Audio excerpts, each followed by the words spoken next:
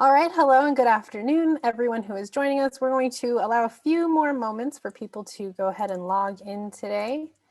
We had quite a few people sign up and I don't see that they are logged in yet. So while everyone is logging in, just a couple housekeeping items to keep in mind. We're gonna use the chat today. So please, if you have comments, things to share, maybe about your email marketing experience, please feel free to use the chat. If you have any questions specifically for Chris, just to make sure that we get to them, please use the Q&A. This will help us keep track of any questions that we have coming in.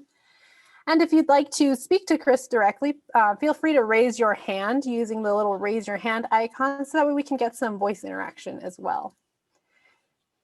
Just a reminder that this recording will be recorded and we will be posting that typically on Fridays on our website. So if you would like to go back and review this recording, it'll be available on Friday. So Chris, if you want to go ahead and take it away. Well, thank you, Laura, and welcome everybody to our Maricopa SBDC, another episode, actually our second roundtable for digital marketing. There's so much to know, and our topic of the day today is email marketing, as well as the actions you could take, and then we'll have an open Q&A. So again, welcome. Today, again, my name is Christopher Phil, and I'm a business analyst for the Maricopa County SBDC, geared and focused at digital marketing. Some of the services and areas of the SBDC, we have 17 counselors in the Maricopa County SBDC, 10 SBDC centers in Arizona. We offer a no-fee counseling sessions for our business, either startup or sustaining or growing clients. We offer a mass amount of training and plenty of resources for the community. Our digital marketing topic of the day, again, is email marketing. And one of the biggest questions that I think people have is it still effective? We're going to launch a poll at this time and see what you think.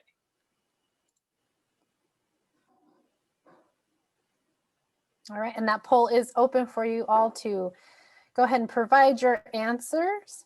And we're going to give a few seconds for those last minute people who are waiting to vote. Still thinking about it, yes, no, maybe. And all right, we had a majority of people vote, so I'm going to go ahead and end that poll, Chris, and share those results with you. Oh, okay. Awesome. A lot of people still think it is, because it definitely is. Okay, I'm going to go over, like, get my cursor in the right area. Fun fact, 266 billion emails were passed each day in 2020. Of course, that's not all just marketing, but it's just day-to-day, maybe peer-to-peer, family passing of emails, but 266 billion emails were passed each day in 2020. With the current COVID-19 email statistics coming in, the number of emails sent increased by over 27%. I would believe with working remotely and virtually, with segmented campaigns increasing over 760%. And we can get a little bit into the reason for that and how segmenting your emails is critical in your marketing approach. 59% of marketers still confirm that is the most significant ROI when it comes to marketing brands online. And Chris, for us newbies to email marketing, what does ROI stand for? ROI is your return on investment. And I apologize, I've got the pool guy here working remote. ROI is return on investment for your marketing efforts. So I believe I've seen a statistic earlier as well that stated for every dollar spent in email marketing, you have a $46 return on investment. Which email subject? This here is basically I'm addressing what email subject do you see as a consumer, an everyday consumer, is most effective. We'll give you 10 seconds 15 seconds to kind of go ahead and look at each one of these and feel if you could give back feedback on which one most interests you as a click-through. So I went ahead and launched that poll. I hope you can all see it. I see no one has voted yet. So which of these do you think is the most effective email subject, as Chris had said? If you guys are still thinking, I know this is kind of a tough one. Like, which one of these do you think is the most effective? Like, is it the 7 most annoying Twitter moments? Getting things tailored just for you? Let's see, we have about half of you have answered, so we're going to go ahead and wait a couple more seconds. I know this one takes a little bit longer to read through all of those email subjects in the first poll that we had.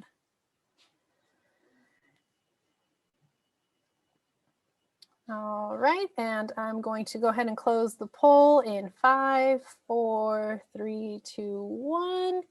Anyone who had last second ones, and I'm going to share those results with you now, Chris.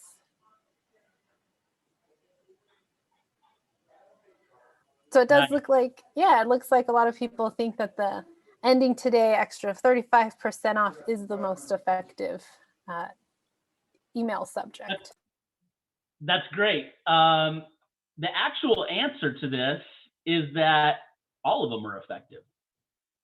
Each one has a unique character inside the body of the actual email header. Well, not so much a header, it's actually the subject line that enables the user to kind of look at it and be influenced to click through, which you'll hear a lot of people say CTR, click-through rates, and that's when your emails are being opened. The first one by Social Bro, the 7 most annoying Twitter moments of the Oscars for 2020, has curiosity. We influence the consumer by the inclusion of both letters and numbers. If the number wasn't there, it might not be as influenced. But now with the number 7 being there, it makes us jog our mind to think, well, who was maybe number 1 or 2? Or where did they kind of categorize or rate within the listing? The second, Amazon, as we get lost in the array of emails, Amazon keeps it simple. Amazon Local, M3, get deals tailored just for you. The simplicity of that email and that actual area is kind of showing you that they are one of influence, and it's easy to kind of see over all the other spam or other emails that you might see. The third, Wrangler Meat Co., the one that everybody has chosen the most. I believe it's the emoji, the red light, the psychology, the stop, the go ahead and look and click through and listen, ends today. And then the next one with the Wrangler Meat Co. New York strips for days, the target of directive, where they utilize areas of pointing and guiding.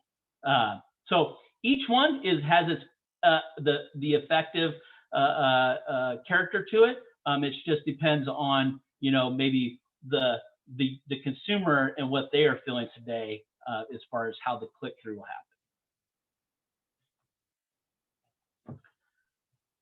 Now, the recommended actions to take when creating a unique email campaign for your product, brand, or service, I've kind of tailored together the 5 I which think are the most important. 1, know and understand your target audience.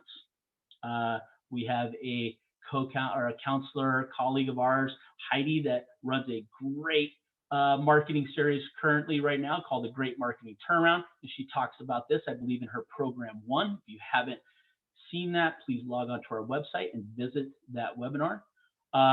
Email marketing enables you to control who actually sees your message and at what stage you need them to in the purchase process. 2, it increases brand awareness. With every message, your customers are re-exposed to your brand. How do you do that? And how do you stay in front of them? Showing reliability, the use of relevant click-through actions. Again, that's the action to open up such email to get to your message. The user where they can go to and how they can find more. What's the user experience when they go there? Is it to quote a service? Is it to purchase a product? Is it to go to an article? as well as is the content easy to be shared, right? Sharing is caring, like I say, enough said. The big question to ask yourself when creating such content is it that my content is shareable? Will I share this to a family member, to a colleague, to a neighbor, right? To the world, just as I thought maybe anybody else on my social feeds might be interested in. Is it measurable? Success of your email campaigns is easily monitored by analytics software. It's one of our number one areas in counseling that we get from business owners is that they have no metrics, so we can understand where it is that there might be a struggle. The thumb rule, I call it. If you're not assessing, you're only guessing. Today, we like to know a little bit more about what your email marketing questions are and how I may be an assistance to help you better understand. So please put your questions in the Q&A, and we can kind of go from there. Yes, we do have one question, Chris. So considering all the actions that you recommended, someone wants to know, Plumber from Tempe would like to know, how can they grow their subscriber list? How can they grow their email subscriber list? You know, it's pretty, you know, again, there's no secret sauce to it. There's obviously areas to be creative. I think the number one area to grow your subscriber base is to obviously give something of value and expose that through the channels of distribution, either it be your social or email here that we're talking about, or on your website, of something that they would like in return for something you would like. And in this situation, it may be your email. So if you're, let's say, a coffee shop, right? Maybe we're giving away a coupon of some sort to gain the value of them to subscribe to a newsletter. So giving something in order to receive something, it's just common human nature. We do have a question about maybe putting the slide up with the stats again. What's that? Can we put the slide up with the stats again? Maybe go back, push it. We're definitely going to try, Connie. And if you could let us know what specifically you were looking for. I know Chris had put up the email marketing statistics. He had also put up the recommended actions to take.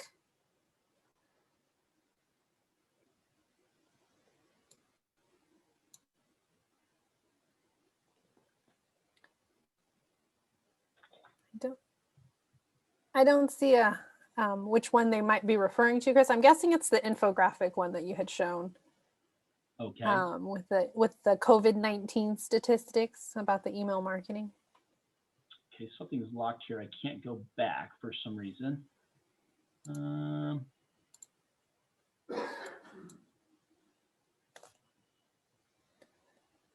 right, let's see if I can. And that's also something that we can send out to you as well, Connie, just so you know. It is a email graphic, so we'll go ahead and send that statistic graphic out to you. What was the question that Connie might have had? She just wanted the stats. So yeah, what did you have a specific question about the statistics on that, Connie? You can raise your hand if you'd like. Oh, no, she did not have a specific question. Okay. I see Lou is raising his hand. Lou, would you like to speak? You can just type yes or no in the chat and I can unmute you. I don't know if that was a slip of the hand or not. Nope. Okay. My guess is it was a slip. It looks like Connie just wanted to finish reading what those stats were.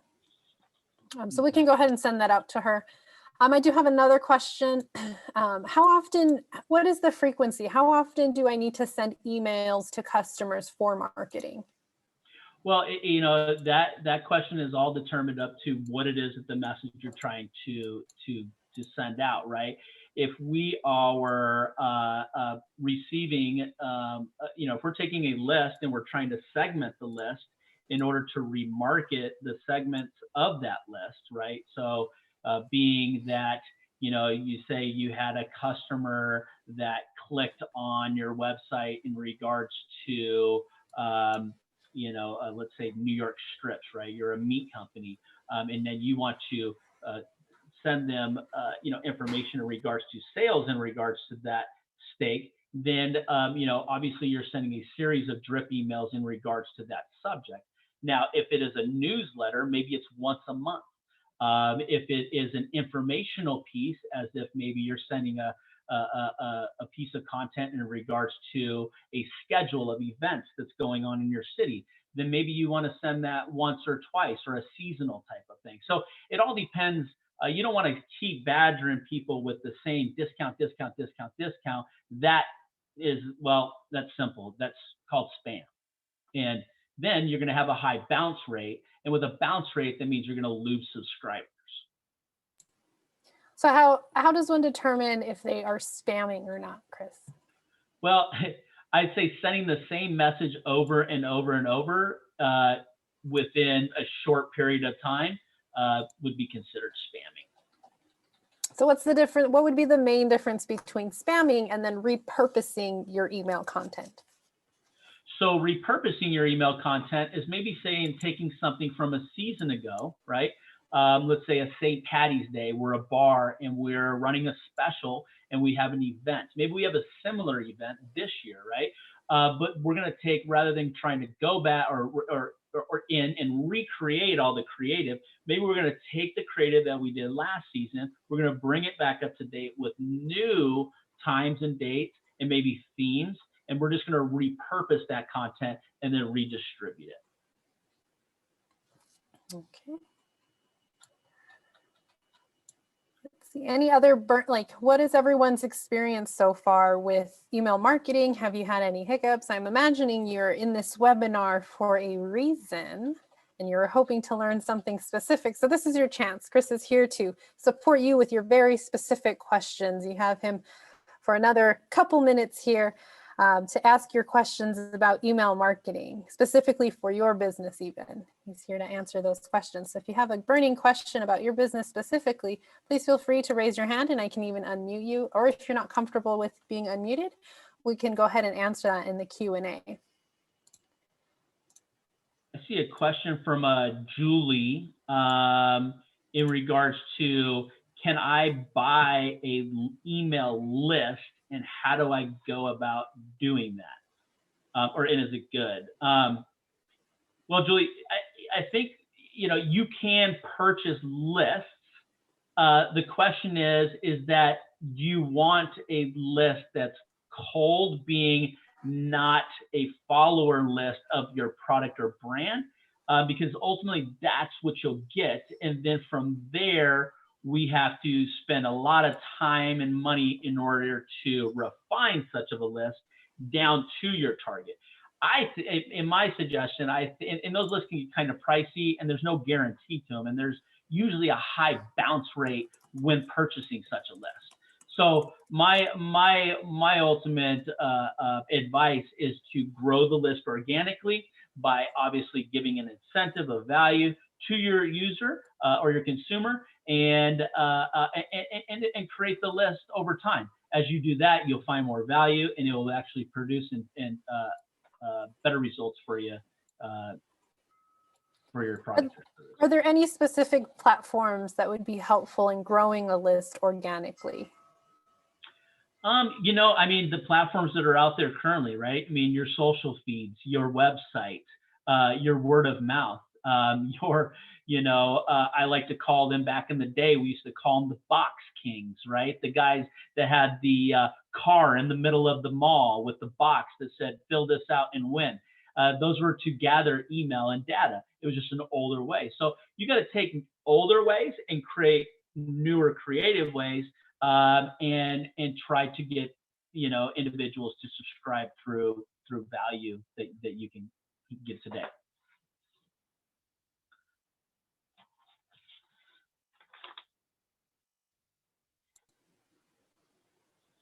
Any other questions from anyone? Have you gotten any on your end, Chris? Let's see here.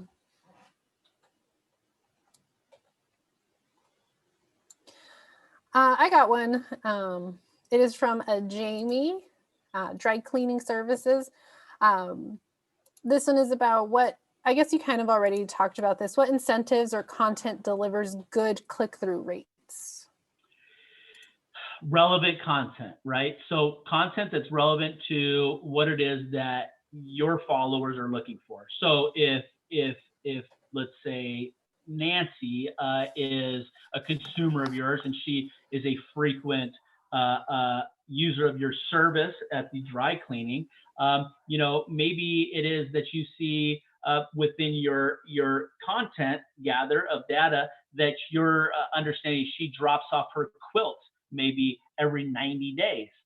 Maybe that's something that you want to send on the 60th day as a reminder to Nancy that there's a special or a coupon or you value their business.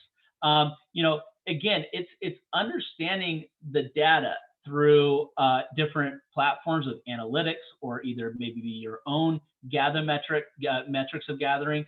But at the end of the day, that's ultimately what makes, you know, good click-through is delivering relevant content.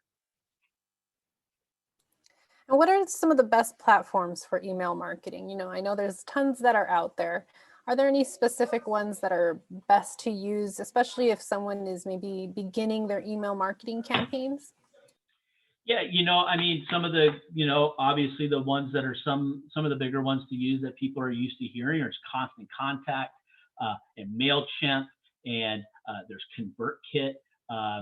There's a few out there that, I mean, there's a tremendous amount out there.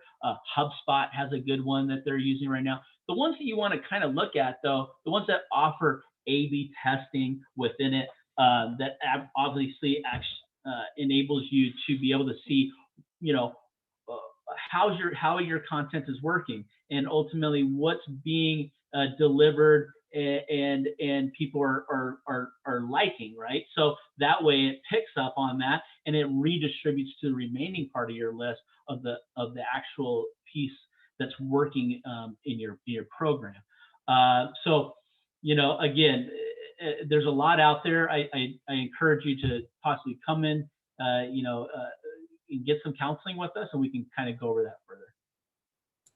Are there any specific questions or things that business owners need to consider when selecting, aside from the A/B testing? Like, is there like a checklist that someone could find, or what are some things to consider when choosing a platform for email marketing? You know, I would say reviews. Read your reviews online. Do your research. Ask your fellow business owners around town as well that use email marketing, and just really kind of scale it through online understanding of you know what people are saying. I mean, obviously that's kind of the way to kind of scale and understand these days. So.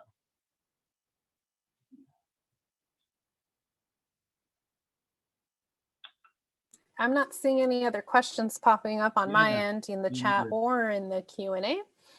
So if anyone has any last minute questions here for Chris, this is now your chance to get his special insight onto digital marketing. He is our digital marketing enthusiast on the SBDC team. But if not, Chris, if you want to go ahead and start this, our last little closing session out then. Yeah, So no problem. any other Again, questions? yeah, if there's no other questions, again, SBDC counseling experience, you can come to if you're requesting counseling, you can come to our website at maricopa.county.sbdc.com. Counseling is by an appointment only. And you know, we have a 3-step process: the initial counseling session, follow-on sessions, and tracking of business goals. Again, assessing, not guessing, identifying business goals and areas of assistance needed. Meet with counselor for regular guidance, and again, track and report metrics.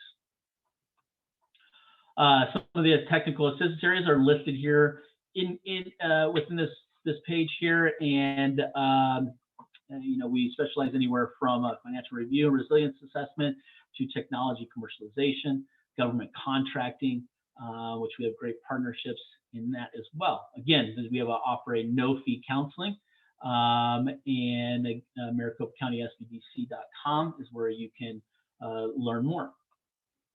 Some of the resources for our clients, there are some applications that we offer through the SBDC are listed right here on the page. One of my favorites is the IBIS World, where we get to learn real live market statistics and forecasts, as well as Growth Wheel to understand different parts of your business and many more. Live plan, business planning if you're looking for funding in that nature.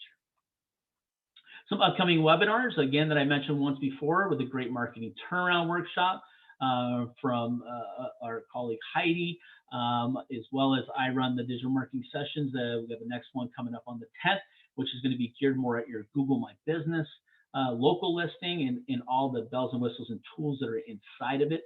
And then many others to follow. We encourage you, again, to come to the Maricopa County SBDC.com events page. To follow us on social media, check us out on LinkedIn, Facebook. We're listing them over there all the time. And you're sure not to miss any that we send out. Again, Maricopa County SBDC is your COVID-19 resource for business and what's going on in the world as far as everything, PPP and just any assistance in training event calendar or counselor bios. Again, follow us on social media. That way we can keep you engaged in what it is that we are doing. Again, thanks for joining us today. Please complete the evaluation at the end of this. We appreciate it. It helps us get feedback on where we can better our content and to deliver back out to you. So again, thank you for joining us. Thank you, Chris. Thank you for your insight and your information and answering those questions that we did have come in. And again, we're trying to make this webinar a little bit more interactive, keeping in mind all of our policies and procedures. So if you could please, again, complete that evaluation at the end, it'll really help us understand how we can better improve this particular webinar for your guys' more, in making it more interactive. All right, so that'll end the session. The webinar has the evaluation that will pop up as soon as you exit this webinar. Thank you again, Chris, and I hope you all have a great day. Thank you.